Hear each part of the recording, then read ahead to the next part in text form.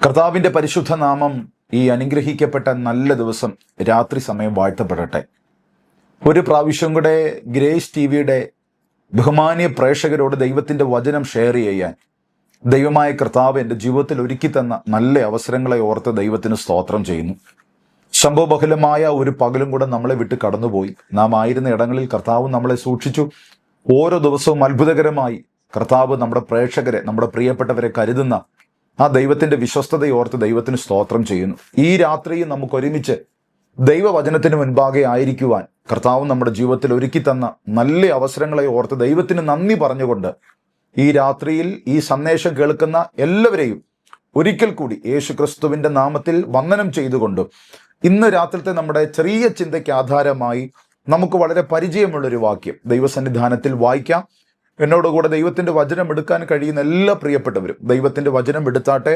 അപ്പോസ്തല പ്രവർത്തികളുടെ പുസ്തകം 23-ാമത്തെ അധ്യായം അതിൻ്റെ 11-ാമത്തെ വാക്യം. ആ വാക്യം ഞാൻ നിങ്ങൾക്ക് വേണ്ടി ഒന്ന് വായിക്കാം. രാത്രിയിൽ കർത്താവ് അവൻ്റെ അടുക്കൽ നിന്ന് ധൈര്യമായിരിക്കുക, നീ എന്നെക്കുറിച്ച് യെരുശലേമിൽ സാക്ഷീകരിച്ചതുപോലെ റോമിലും സാക്ഷീകരിക്കേണ്ടതാകുന്നു എന്ന് അരുളി ചെയ്തു.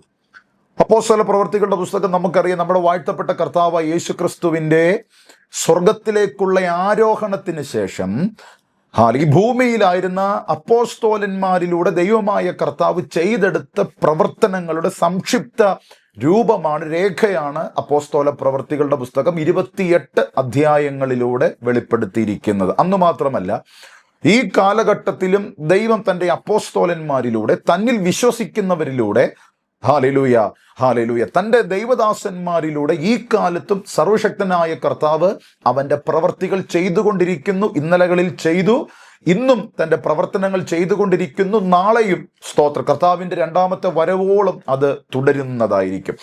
ഇന്ന് രാത്രി നമ്മൾ 23-ാമത്തെ അധ്യായത്തിലെ വളരെ അനുഗ്രഹിക്കപ്പെട്ട എല്ലാ കാലത്തും സ്തോത്രം ഹല്ലേലൂയ നമുക്ക് മുന്നോട്ട് പോകുവാൻ ബലം തരുന്ന, പ്രത്യാശ തരുന്ന ഒരു വാക്യമാണ് നമ്മൾ 23-ാമത്തെ അധ്യായത്തിൻ്റെ 11-ാമത്തെ വാക്യമായി നമ്മൾ വായിച്ചത്. ഈ 23-ാമത്തെ അധ്യായത്തിലേക്ക് വരുമ്പോൾ അപ്പോസ്തോലനായ പൗലോസ് ഒരു പ്രത്യേക പ്രതിസന്ധിക്കകത്ത് അകപ്പെട്ട് നിൽക്കുന്ന ഒരു അവസരമാണ്.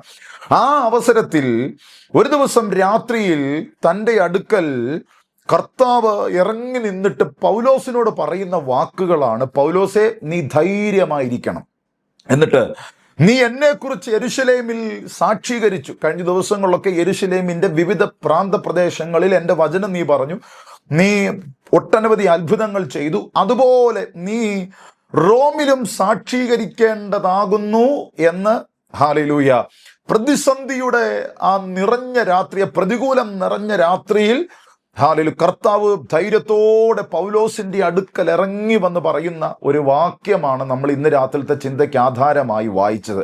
ഈ രാത്രി എൻ്റെ സന്ദേശം കേൾക്കുന്ന പ്രിയപ്പെട്ടവരെ, നിങ്ങളോട് പറയട്ടെ, ഹല്ലേലൂയ ഒരുപക്ഷെ നിങ്ങൾ പ്രതിസന്ധിയിലൂടെ കടന്നു പോകുന്നവരാകാം, നിങ്ങൾ ഏതെങ്കിലും നിരാശയുടെ പടുകുഴിയിൽ കടന്ന് അലയുന്നവരാകാം. ഈ രാത്രി ഞാൻ ഈ വചനം സ്തോത്രം പറഞ്ഞു തുടങ്ങുന്നതിന് മുമ്പേ നിങ്ങളൊരു ദൂത് ഞാൻ കൈമാറാം. ഹല്ലേലൂയ ഈ രാത്രി കർത്താവ് നിങ്ങളോട് സംസാരിക്കുന്ന രാത്രിയാണ്. അത് വിശ്വസിക്കുന്നവരുണ്ടെങ്കിൽ ഭവനത്തിൽ ഇരുന്നു കൊണ്ട് നിങ്ങൾ ഈ സന്ദേശം കേൾക്കുന്നത് എവിടെ നിന്നാണ്, അവിടെ നിന്ന് നിങ്ങളുടെ ആധരം തുറന്നൊരു സ്തോത്രം പറയണം. നീ അനുഭവിക്കുന്ന പ്രതിസന്ധി ഘട്ടത്തിൽ, നീ കടന്നു പോകുന്ന പ്രയാസത്തിന്റെ ഘട്ടത്തിൽ, നീ കടന്നു പോകുന്ന നിന്റെ വേദനയുടെ ഘട്ടത്തിൽ മനുഷ്യരൊക്കെ മാറി നിന്നാലും ഹല്ലേലൂയ ഈ രാത്രി ഞാൻ ആത്മാവിൽ പറയാം, ഹല്ലേലൂയ അവിടെ ഇറങ്ങി വരുന്നൊരു കർത്താവുണ്ട്. നിന്റെ വീടിനകത്ത് ഇറങ്ങി വരുന്നൊരു ദൈവമുണ്ട്. നിന്റെ ജോലി മേഖലയിൽ ഹല്ലേലൂയ നിന്റെ രോഗത്തിന്റെ പ്രയാസത്തിൽ നിന്റെ തലമുറയുടെ അകത്ത് ഇറങ്ങി വരുന്നൊരു ദൈവ സാന്നിധ്യമുണ്ട്. അത് പൗലോസിന് മാത്രമല്ല, ആര് വിശ്വസിക്കുന്നോ അവർക്ക് വേണ്ടി ഇറങ്ങി വരുന്നൊരു ദൈവത്തിന്റെ കൃപയും ദൈവത്തിന്റെ സാന്നിധ്യവുമുണ്ട്. ദേ അപ്പോസ്തലനായ പൗലോസ് വളരെ പ്രതിസന്ധിയിലൂടെ കടന്നു പോകുന്ന ഈ സമയത്ത് രാത്രിയിൽ കർത്താവ് ഇറങ്ങി നിന്നിട്ട് ഒരു വാഗ്ദത്തം കൊടുക്കുകയാണ്. ഇന്ന് രാത്രി പ്രതിസന്ധിയുടെ നടുവിൽ നിങ്ങൾക്ക് വാഗ്ദത്തം കിട്ടിയിട്ടുണ്ടോ? ആ വാഗ്ദത്തം മുറുകെ പിടിച്ച് പ്രാർത്ഥിക്കണം. ഞാൻ ഇന്ന് രാത്രി ആത്മാവിൽ പറയാം, പൗലോസിനോട് അവന്റെ പ്രതിസന്ധിയുടെ നടുവിൽ, അവന്റെ കഷ്ടതയുടെ താഴ്വരയിൽ, അവന്റെ ബുദ്ധിമുട്ടിന്റെ, അവൻ മാനസികമായി തകർന്നിരിക്കുമ്പോൾ യേശുവിന്റെ നാമത്തിൽ സ്വർഗസ്ഥനായ കർത്താവ് ഒരു വാഗ്ദത്തം പറഞ്ഞു. ആ വാഗ്ദത്തം നിറവേറ്റാൻ ശക്തനായ ദൈവമാണ്. അങ്ങനെയെങ്കിൽ ഇന്ന് രാത്രി ഞാൻ നിങ്ങളോട് പറയട്ടെ, സ്വർഗം ഒരു വാഗ്ദത്തം പറഞ്ഞിട്ടുണ്ടെങ്കിൽ നിശ്ചയമായിട്ടും അത് നിങ്ങൾക്ക് വേണ്ടി കർത്താവ് ചെയ്യുന്ന ദൈവമാണ്. നിങ്ങൾ കേട്ടെ, ഹല്ലേലൂയ. അപ്പൊ ആ രാത്രി ഇറങ്ങി നിന്നിട്ട് കർത്താവ് പറയുകയാണ്, നീ യെരൂശലേമിൽ എന്നെ കുറിച്ച് സാക്ഷീകരിച്ചതുപോലെ നീ എവിടെയും സാക്ഷീകരിക്കും, റോമിലും നീ എന്നെക്കുറിച്ച് സാക്ഷീകരിക്കും എന്ന് പറഞ്ഞു. വാഗ്ദത്തം കേട്ടു, നല്ലതാണ് വാഗ്ദത്തം കേൾക്കുന്നത്. ഒരിക്കൽ സ്തോത്രം, ഹല്ലേലൂയ, ഈ ദൈവത്തിന്റെ വചനം പ്രസംഗിക്കുന്ന ഒരു വേദ പണ്ഡിതൻ വാഗ്ദത്തത്തെക്കുറിച്ച് ഇങ്ങനെയാണ് പറഞ്ഞിരിക്കുന്നത്: ദൈവം കയ്യൊപ്പിട്ട ചെക്കാണ് വാഗ്ദത്തം എന്ന് പറയുന്നത്.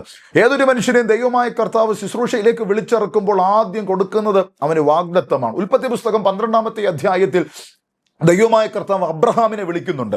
അബ്രഹാമിനെ വിളിക്കുമ്പോൾ ദൈവമായ കർത്താവ് 12:1 മുതൽ അവൻ ആദ്യം ചില വാഗ്ദത്തങ്ങൾ അങ്ങ് പറയുകയാണ്.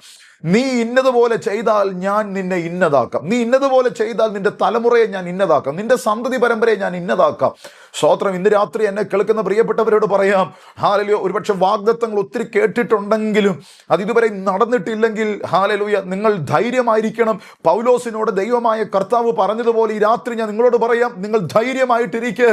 പ്രതിസന്ധിയുടെ നടുവിലാണെങ്കിലും, ഭാരത്തിന്റെ നടുവിലാണെങ്കിലും, പ്രയാസത്തിന്റെ നടുവിലാണെങ്കിലും ഈ രാത്രി വചനം കേൾക്കുമ്പോൾ അതിന്റെ മുൻപിൽ മുട്ടുമടക്കി ദൈവസന്നിധിയിൽ ദൈവത്തോട് പ്രാർത്ഥിക്കണം. 10 വർഷം മുമ്പ്, 20 വർഷം മുമ്പ്, 30 വർഷം മുമ്പ് ഞാൻ കേട്ട വാഗ്ദത്തമാണ്. അത് എൻ്റെ ദൈവം എൻ്റെ ജീവിതത്തിൽ നിവർത്തീകരിക്കുന്ന ദൈവമാണ് എന്ന് നാം ഹൃദയത്തിനകത്ത് വിശ്വസിച്ചാൽ, പ്രാർത്ഥിച്ചാൽ, ധൈര്യമായിട്ടിരുന്നാൽ ദൈവമായ കർത്താവ് തന്റെ വാഗ്ദത്തം നിറവേറ്റാൻ ശക്തനായ ദൈവമാണ്. ഇനി കേട്ടെ, അപ്പൊ 23-ാമത്തെ അധ്യായത്തിലാണ് തന്റെ വാഗ്ദത്തം ദൈവമായ കർത്താവ് പൗലോസിനോട് പറയുന്നത്. നീ യെരൂശലേമിൽ എന്നെ സാക്ഷീകരിച്ചതുപോലെ റോമിലും എന്നെ സാക്ഷീകരിക്കും. ഇനി കേട്ടോണേ, ഈ വാഗ്ദത്തം കേട്ടതിന്റെ പിറ്റേ ദിവസം മുതൽ പൗലോസ് പ്രതികൂലങ്ങളിലൂടെ കടന്നു പോകുകയാ. ഇന്ന് രാത്രി ഇത് പറയുമ്പോൾ എനിക്ക് ഒത്തിരി സന്തോഷമുണ്ട് കേട്ടോ. ഹല്ലേലൂയ. അവൻ പ്രതിസന്ധിയുടെ താഴ്വരയിൽ ഇരിക്കുമ്പോഴാണ് ഈ വാഗ്ദത്തം കേട്ടത്. ഹല്ലേലൂയ. പക്ഷെ വാഗ്ദത്തം കേട്ടതിന്റെ പിറ്റേ ദിവസം മുതൽ നമ്മൾ വിചാരിക്കും നല്ല വഴികൾ ഓപ്പൺ ആകുമെന്നോ. പൗലോസിന്റെ ജീവിതത്തിൽ വാഗ്ദത്തം കേട്ടതിന്റെ പിറ്റേ ദിവസം മുതൽ ഹല്ലേലൂയ അനുഭവിച്ച പ്രതികൂലങ്ങളാണ് ഇന്ന് നമ്മൾ ചിന്തിക്കാൻ ആഗ്രഹിക്കുന്നത്. പ്രധാനമായും 4 പ്രതികൂലങ്ങളാണ് അപ്പോസ്തോലനായ പൗലോസിന്റെ വാഗ്ദത്തത്തിനെതിരെ നിന്നത്. ആ 4 കാര്യങ്ങൾ ചിന്തിച്ച് ഇന്ന് രാത്രി തന്റെ സന്ദേശം അവസാനിപ്പിക്കാൻ വേണ്ടി ഞാൻ ആഗ്രഹിക്കുകയാണ്. 1, അവൻ അനുഭവിച്ച 1-ാം വാഗ്ദത്തത്തിനെതിരെയുള്ള 1-ാമത്തെ പ്രതിസന്ധി. 23-ാമത്തെ അധ്യായത്തിന്റെ 12-ാമത്തെ വാക്യത്തിലാണ് 1-ാമത്തെ പ്രതിസന്ധി കിടക്കുന്നത്. ഇങ്ങനെയാണ്: നേരം വെളുത്തപ്പോൾ ചില യഹൂദന്മാർ തമ്മിൽ യോജിച്ച് പൗലോസിനെ കൊന്നുകളയുവോളം ഒന്നും തിന്നുകയോ കുടിക്കുകയോ ചെയ്യുകയില്ല എന്ന് ശപഥം ചെയ്തു. കേട്ടോണേ, 11-ാമത്തെ വാക്യത്തിൽ ഇങ്ങനെ വായിക്കുന്നു: രാത്രിയിൽ, കേട്ടോണേ, ആ രാത്രി നേരം വെളുത്തപ്പോൾ ഹല്ലേലൂയ തന്റെ കേട്ട വാഗ്ദത്തത്തിനെതിരെ ആദ്യത്തെ പ്രതിസന്ധി എഴുന്നേറ്റു. എന്താണ്?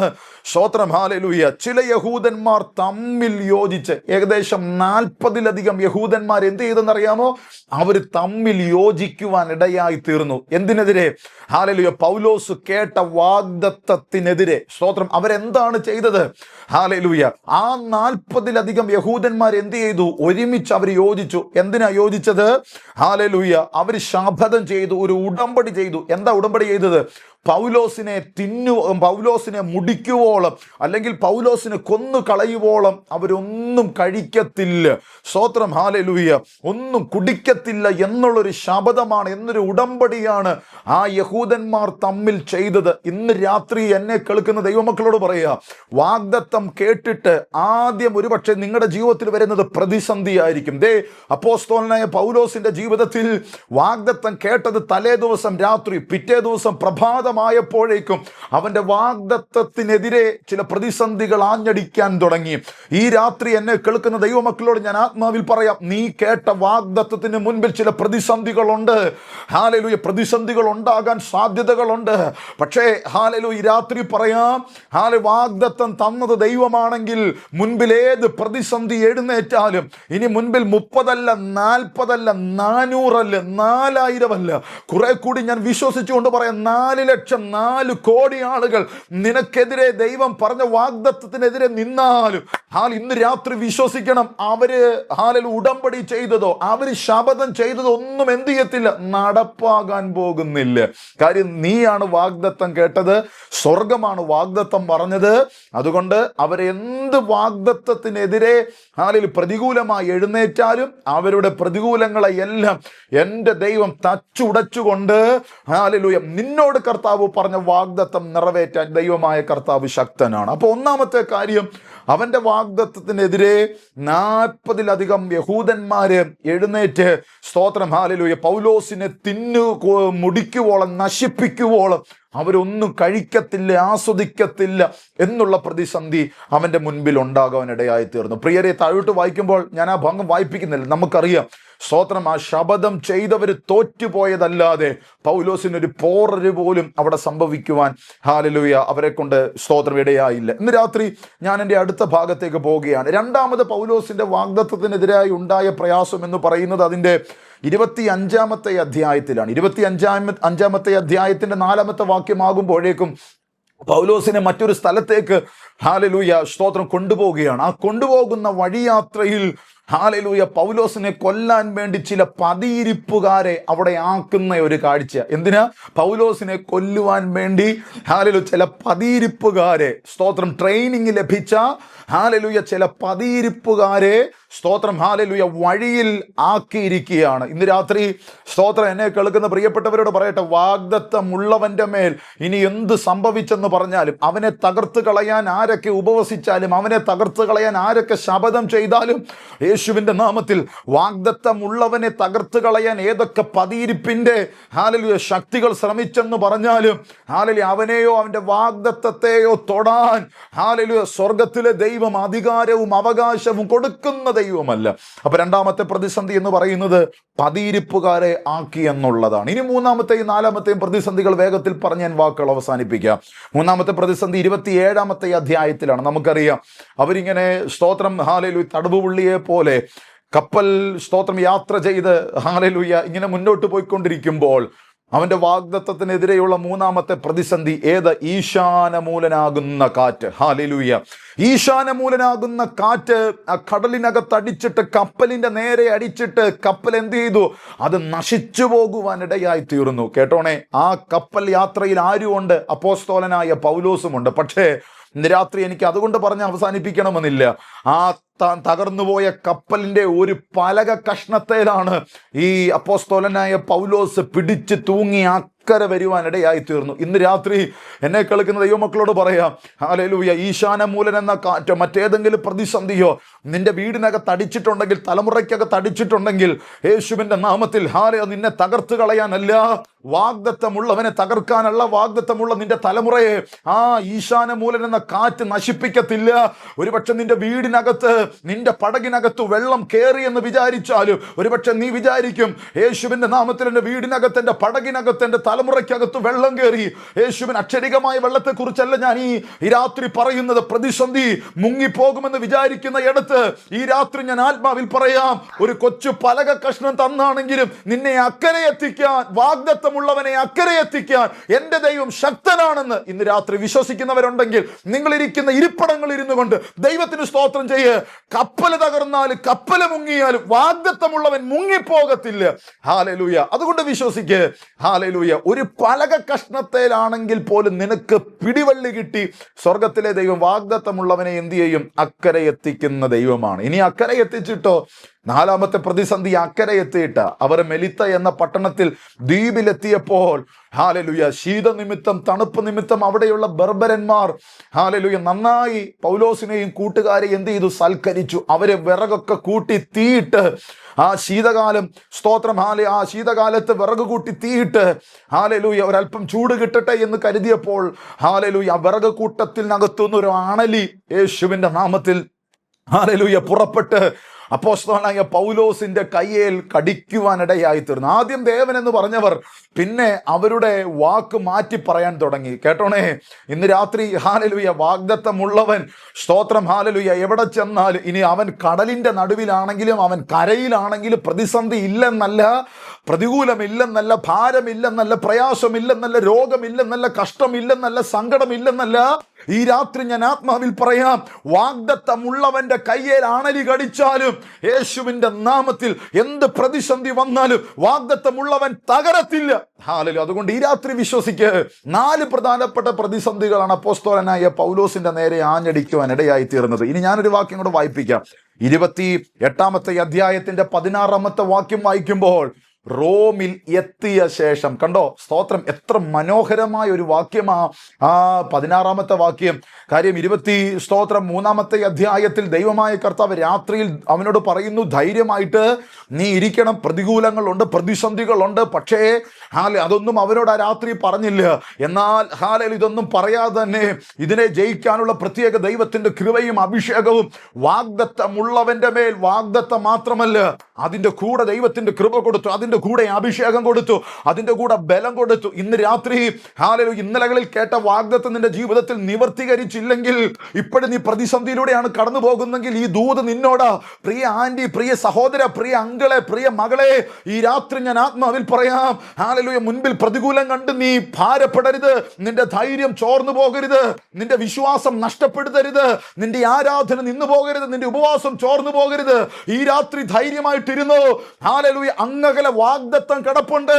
പക്ഷെ അതിന്റെ നടുവിൽ പ്രതിസന്ധി ഉണ്ടാകും. കപ്പൽ ഛേദത്തിൽ അകപ്പെടാ, അണലി കടിച്ചെന്ന് വരാ, യേശുവിന്റെ നാമത്തിൽ കോട്ടയ്ക്കകത്ത് അകപ്പെട്ടു എന്ന് വരാ.